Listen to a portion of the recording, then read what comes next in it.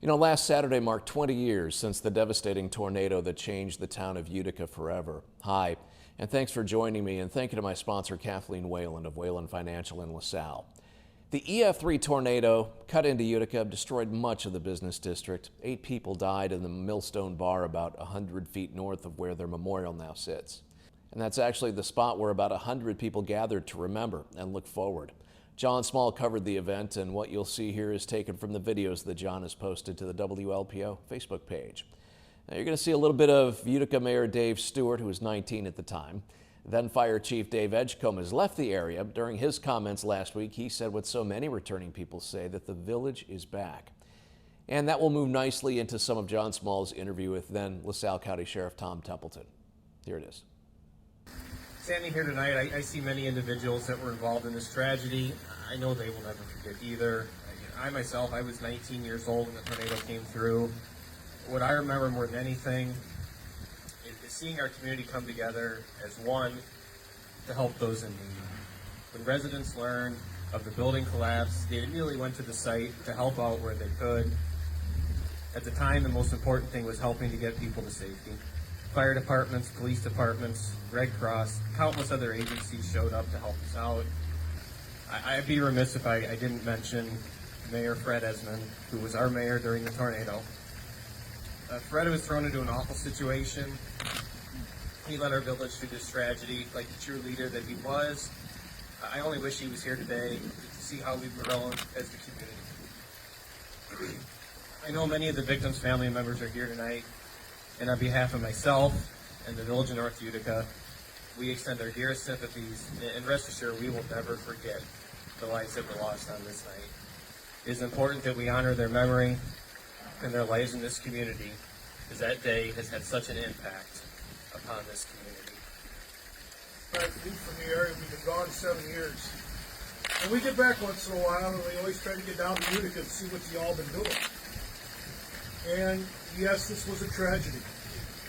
Lives lost, property lost. I could stand and tell you what I saw when I came into town, yada, yada, yada. You all had your own thoughts, your own memories. But the one thing that Dave just started on, and you need to be commended, is that it brought this community back together. There was people helping people that hadn't talked to each other in years. And I remember when I made this call to the Ottawa Dispatch saying, "We've had a tornado, send me all the help you can," and I threw the mic down. Fire Chief Bassador from LaSalle, Fire Chief Scott from Ottawa grabbed me. We went into the old fire station and said, "You're out of this now. We got to put this plan together." And all these communities, and you think about it, there was fire departments from all over the state of Illinois here, ambulances. That's 20 years ago. But look at what you've done now. You got a beautiful downtown. You're back. We set up our command post over here, and we tried to get Dave and everybody around for the unified command post so we could get things going, but Dave kept on running back across the street to get on top of that pile of rubble where his friends were buried underneath. And as many times as we tried to get Dave to come and sit, Dave knew where he needed to be. Fred Esmond, who as the mayor, seeing Fred with the people, with his friends and things that he was going through at that point in time, those are the things that are going to burn into my mind. That of all the other things that went on, there were many acts of heroism, some acts of extreme kindness that happened between people, and those are things that I'll keep fond memories of. To try to never replace the memory of those who were lost, but there were some extremely wonderful things that people did to try to help those who were in need.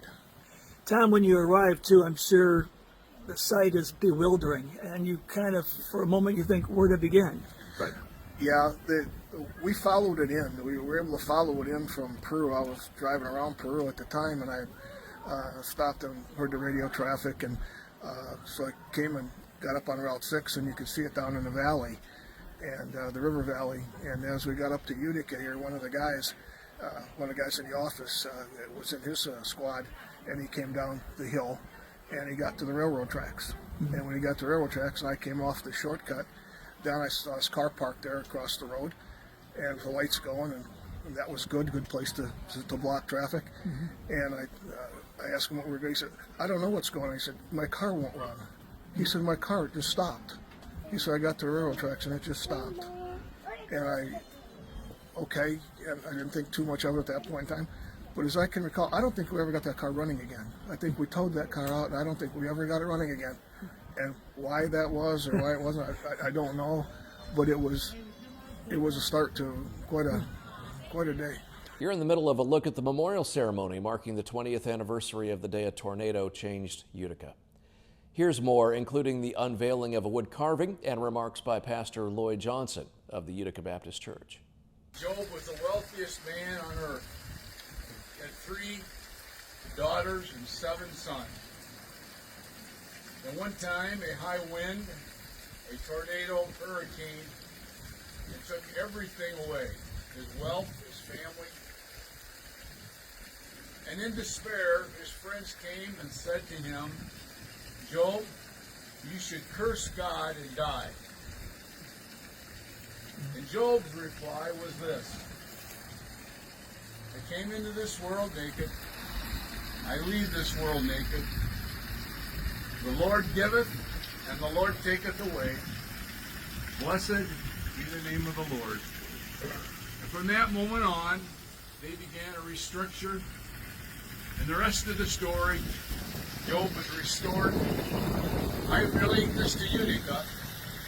The lives that were lost, the buildings that were destroyed, the homes disrupted. We never forget those families, the tragedy.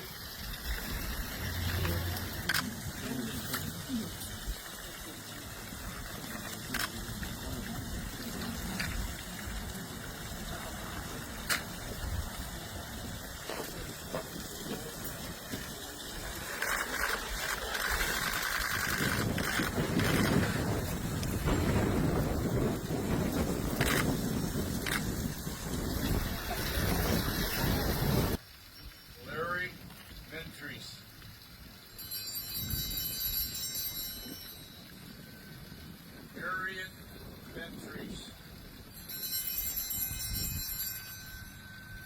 Jay Lazane, Harold Schulte, Wayne Ball, Helen Monke,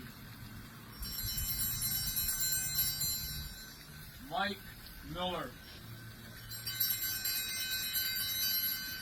Beverly Woods, Sean Kennedy Brown,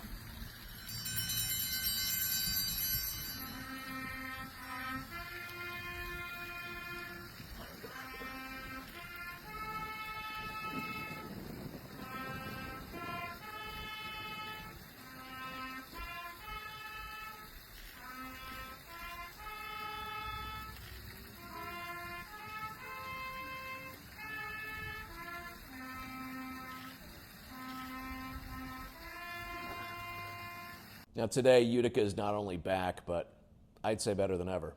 Thanks, John Small, for capturing the event. Thanks to Kathleen Whalen of Whalen Financial in LaSalle for sponsoring this project.